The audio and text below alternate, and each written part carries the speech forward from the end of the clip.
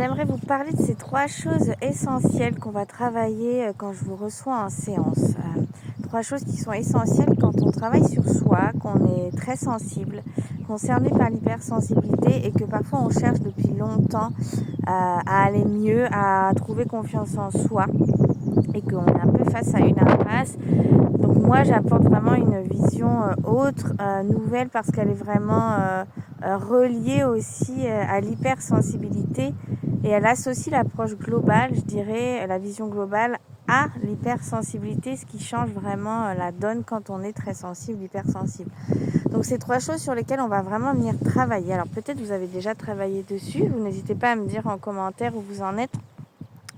La première chose, ça va vraiment être d'aller identifier les schémas de pensée, de croyances sur lesquels on s'est construit. Et ça, c'est vraiment relié à notre éducation, c'est relié à nos conditionnements, c'est relié à l'environnement dans lequel on a évolué, c'est relié à notre vécu tout simplement, bien évidemment aussi à la société, à la norme dans laquelle il faudrait être, mais ça commence quand même avec notre éducation, avec les parents qu'on a eus et eux-mêmes, comment ils vivaient leurs émotions, leur propre sensibilité, quel était le rapport à eux-mêmes, à leur corps, aller dans l'écoute d'eux-mêmes ou pas, dans la douceur ou en force. Est-ce qu'on s'écoutait, est-ce qu'on banalisait, est-ce qu'on minimisait, est-ce qu'on avançait uniquement avec sa tête, voyez, au mental.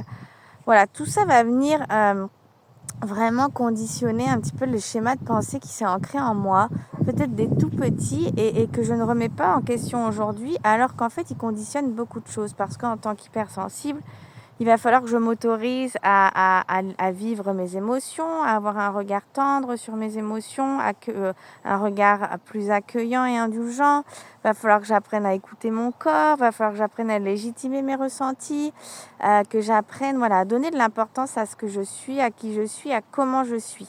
Et si dans mon schéma de pensée, de croyance, il est ancré que, par exemple, si je suis trop sensible, je suis faible et donc ça n'est pas bien et je ne vais pas être aimée si je suis comme ça, vous voyez, en fait, il y a un programme inconscient qui va m'empêcher d'être moi-même, en fait, d'être qui je suis, et donc je suis auto-entretenue dans un schéma qui ne me fait pas du bien. Deuxièmement, on va aller beaucoup travailler sur la dimension des blessures émotionnelles, bien sûr, de l'enfance, de l'adolescence, parce que l'adulte que l'on est, il est vraiment façonné par l'enfant que nous avons été, l'enfant hypersensible que vous étiez déjà. Cet enfant hypersensible, il a pu être énormément impacté, beaucoup plus que la normale, je dirais que la norme, on dira, enfin que la moyenne, par des choses que vous avez vécues, que ce soit en famille, à l'école, ou voilà, peu importe dans quel contexte. Et donc ça a pu marquer des empreintes majeures qui sont restées là en vous, que vous avez gardées. Et ça s'est accumulé et ça a fait une charge émotionnelle qui s'inscrit dans le corps, dans le système nerveux. Et ça crée des maux MAUX, de l'anxiété, du stress, des tensions, un manque de confiance.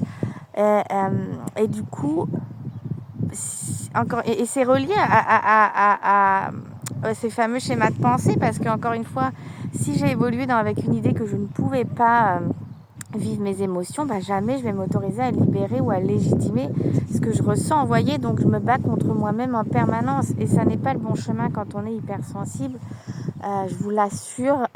Donc vraiment d'aller identifier qu'est-ce qui m'a marqué dans mon histoire, qu'est-ce qui m'a impacté, comment ça m'a impacté, parce que quand une hypersensibilité est exacerbée, que mes émotions sont à fleur de peau, qu'elles me bouffent, qu'elles me détruisent ou que j'en souffre, c'est parce qu'il y a autre chose, en fait, vous voyez, derrière, et certainement une blessure, que ce soit blessure émotionnelle de l'enfant, peu importe quelle blessure, mais quelque chose, vous voyez, qui nous a profondément marqué, de non-reconnaissance, de mal-aimé, d'injustice, d'abandon, de rejet, d'humiliation. Il y a quelque chose qui est là, qui vous a fortement marqué, vous voyez, qui continue d'influencer votre vie d'adulte. Donc en tant qu'hypersensible, on ne peut pas passer à côté de ce travail intérieur de guérison émotionnelle. Et ça demande de repartir au niveau de l'enfant, non pas pour ressasser ce qu'on a vécu, mais pour aller comprendre l'impact que ça a eu à l'intérieur de moi, pouvoir rentrer en contact avec cette partie de moi et pouvoir l'aider à se libérer et à transformer en fait cette blessure en un levier pour avancer, et non pas en quelque chose de détruit qui nous freine. Et on va aller travailler sur ça. explorer. Ça, c'est une partie très importante de est-ce que je suis vraiment alignée à mes vrais besoins? Est-ce que je connais mes besoins, tout simplement?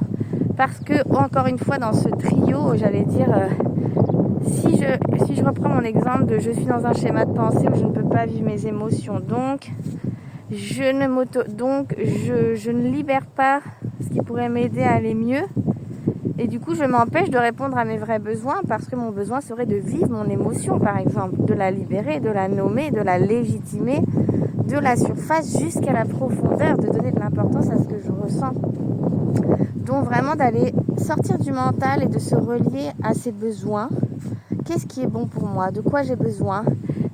Qu'est-ce qui est juste pour moi? Non pas pour l'extérieur, pour la société, pour ma famille, pour comment on m'a appris que ce serait, mais pour moi en fait, moi-même, en tant que personne hypersensible, très sensible, de quoi j'ai besoin vraiment, si je m'écoute vraiment moi, dans mon corps, mes ressentis, mes émotions, de quoi j'ai besoin? Peut-être j'ai besoin enfin d'une reconnaissance profonde de qui je suis, de mes émotions, de ce que je ressens, de la douleur qui est là à l'intérieur de moi, du fait que j'ai un besoin de ralentir, de prendre mon temps, d'aller à mon rythme. Vous voyez? C'est un petit peu tout ça en fait. C'est écouter ce qui est juste pour moi et pouvoir m'autoriser à aller vers ce qui est juste pour moi.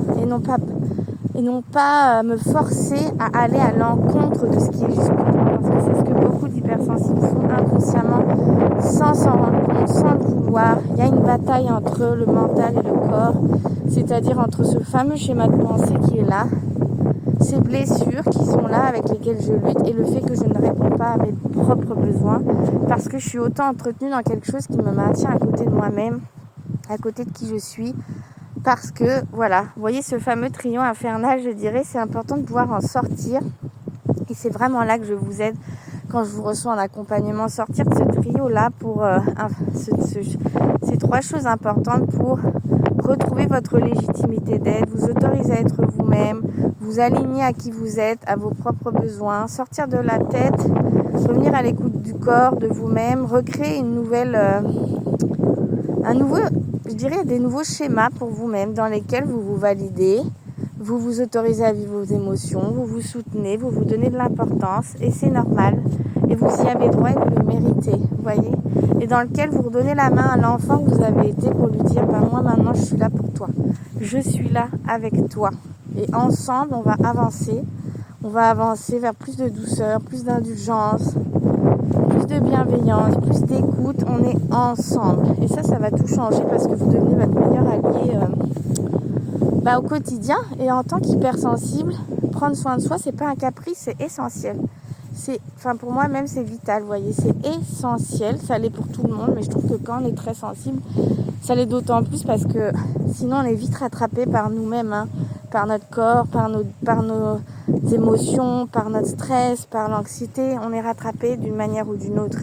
Donc à un moment il faut se poser, il faut changer les choses et inverser la donne, inverser la tendance, inverser ce schéma de pensée, libérer les émotions, reconnecter avec ses besoins.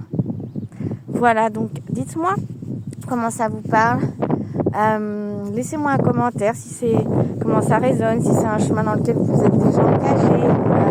En tout cas, ce qui est sûr, c'est que si on travaille ensemble, c'est sur ça qu'on va aller travailler.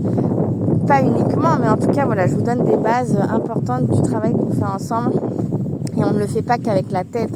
Oh que non, l'idée c'est vraiment d'aller se relier au langage émotionnel, au langage de l'inconscient, au langage du corps.